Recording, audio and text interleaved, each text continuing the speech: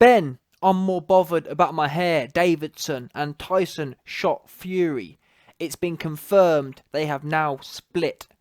Ben Davidson said the following 11 hours ago. Obviously, it's not going to stop until there's an answer. Tyson and myself had to both make decisions for our careers, which resulted in our working relationship coming to an end. However, we remain friends and he will smash the doser.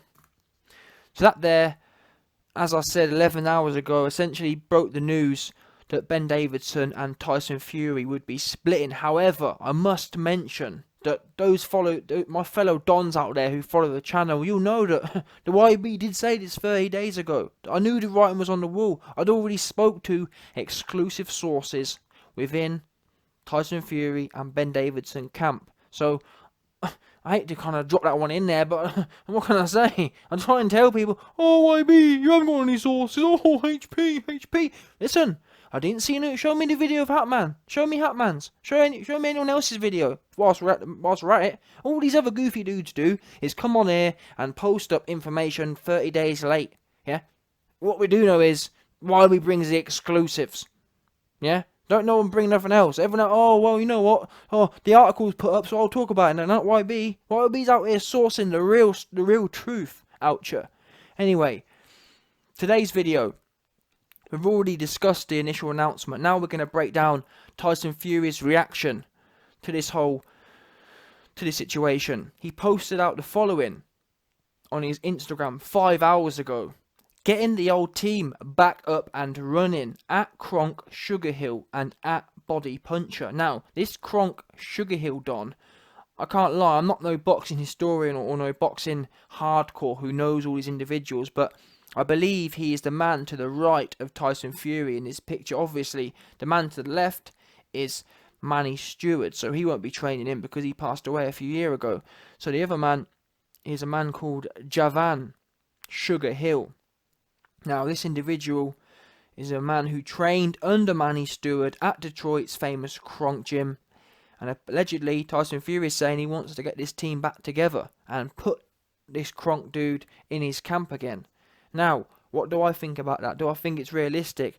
I'm not so sure. Currently, from what I've heard from my sources, currently Tyson Fury is being trained by his dad.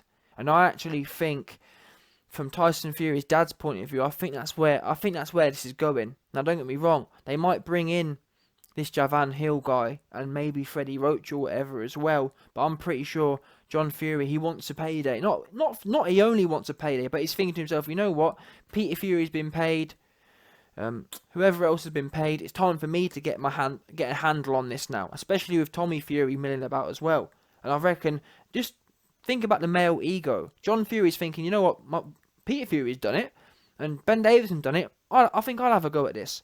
You got to remember that all men have egos, but John Fury's ego is massive. Maybe he doesn't want to train his son, but I'm pretty sure, as far as son and father relationships go, every father would like to train their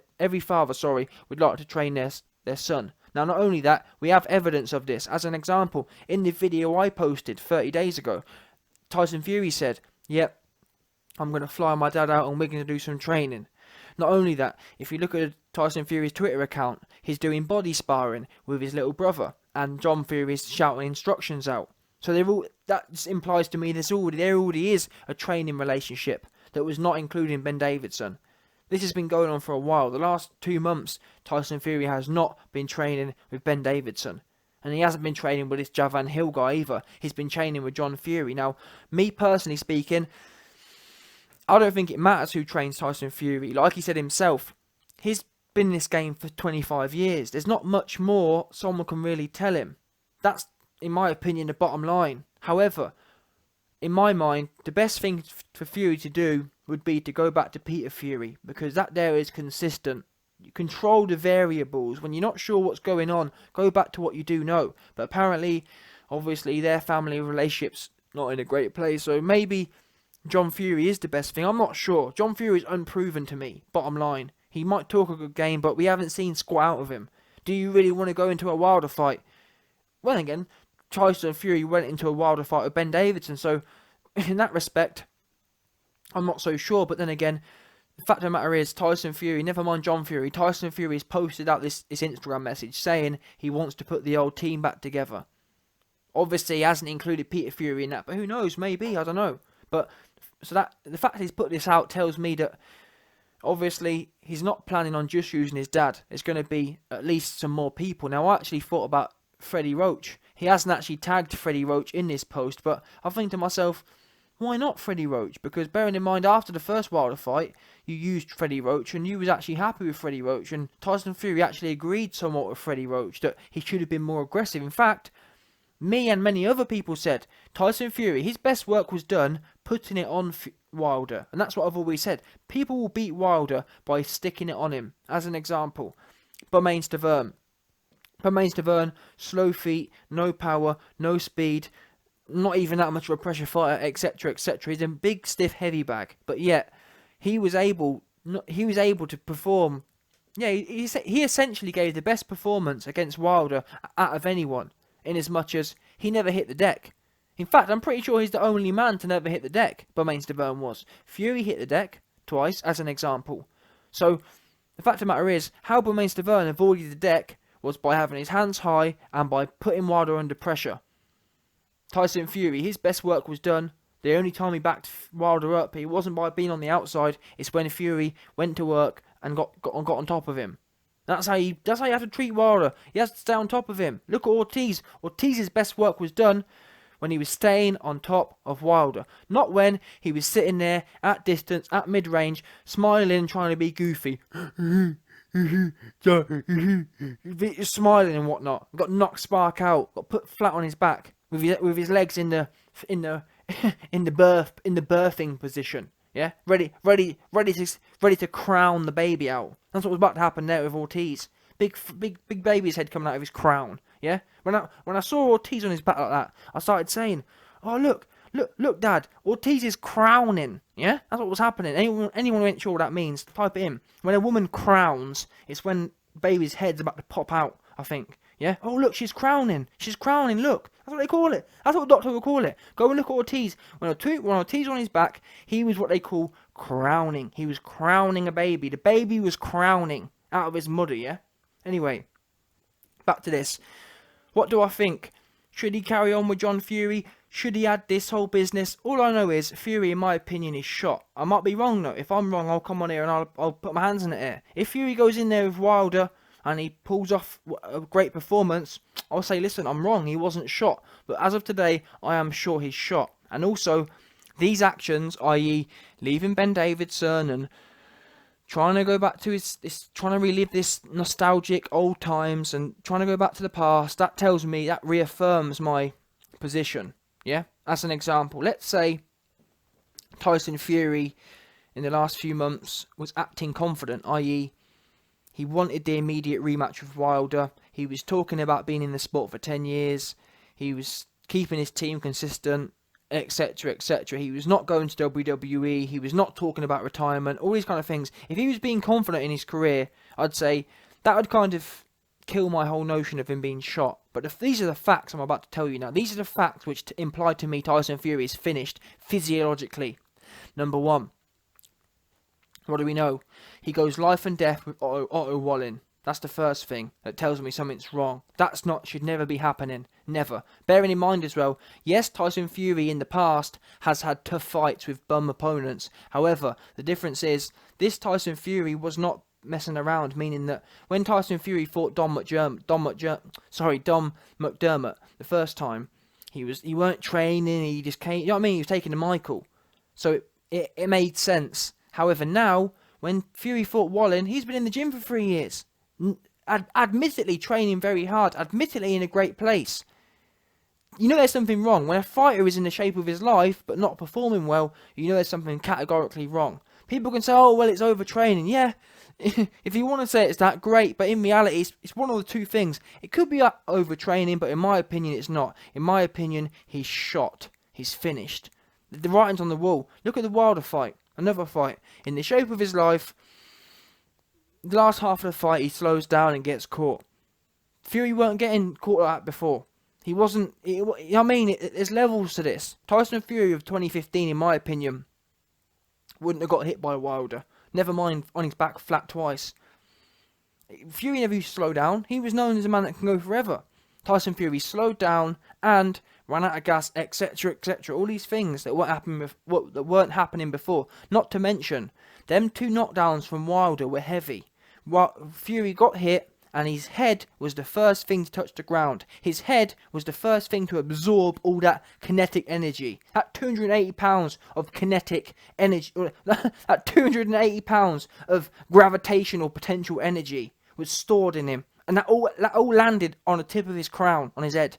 Yeah? That's where it landed. All that 280 pounds worth of gravitational potential energy was absorbed by his crown, flat on his back. In fact, he weren't flat on his back, he was flat on his head. His head bounced off the canvas twice, meaning that if he wasn't shot before fighting Wilder, them 2 knocks on the head, that only... Look at Ali, for example. Them shots to the head, them clean, them eye-rolling ones. When you get hit and your eyes start rolling, and the first point of contact between your body and between your lifeless body and the floor is your head, it only expedites the shot process. Yeah? So as I was saying, the Wilder fight's an example of him being shot. The Wallin fight's an example of him being shot. His attitude. Oh, I don't really want to. Oh, I might retire. Oh, I might go WWE. I might not come back. Oh, I've only got. If I do come back, I've only got 3 fights. Oh, I'm going to change trainer. I'm going to try and. Oh, I want to go back to the old. I want to try and find the old me. Oh, I want to try and relive the old days. Let's go back to the old days. See what I mean?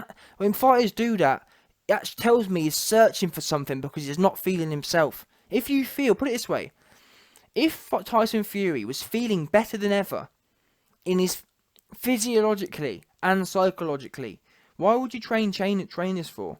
Yeah? It don't make no sense, does it? As an example. Because Tyson Fury, psychologically, he actually was very positive. You'll hear him talk about it being with Ben Davidson. Oh yeah, best trainer I've ever had. I've never felt this good before. So psychologically, he's right. That's not being shot. You can be shot psychologically as well, but Tyson Fury isn't shot psychologically. Where his shotness is coming from is physiologically. Under Ben Davidson, like he said himself, he was the happiest, he was motivated, etc., etc. However, what happened was, he got in there with Wallin, and despite all that happiness, despite all that whatever, physiologically, your mind can be as strong as you want, but at the top level of sport, in heavyweight boxing, being mentally strong ain't enough, unfortunately. As we saw in the Wallin fight. Look how desperate Fury was. He was punching, wah, wah, wah, proper digging, proper digging money. You could hear him, you know what I mean? Putting combos together like that, proper digging away, and they weren't doing nothing. They was bouncing off. You know there's something wrong when there's a 280-pound man, allegedly top 3 in the division, who's wicking away, sitting down hard as he can. He weren't backpedaling, he was sitting down, and the shots was bouncing off. So what is it then? Because it wasn't his psychology it was issue here. It was his physiologically. He's shot. That was holding him back. And all of these examples I'm giving you is more evidence that something's not right with Fury physiologically. Something's not adding up.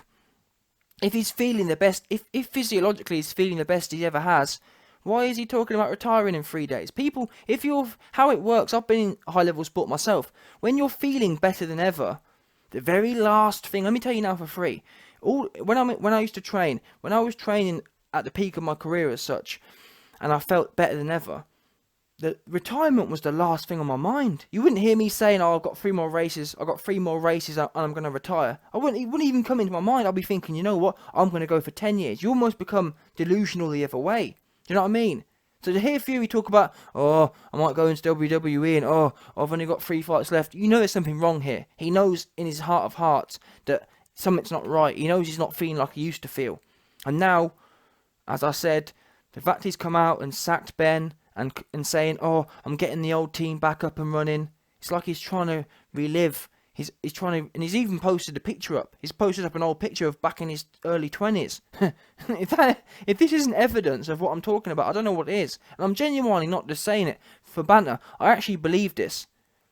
He's shot, and I'm trying to find, as an example, not as an example actually. Someone tell me if I'm wrong. Yeah, You show me evidence he's not shot.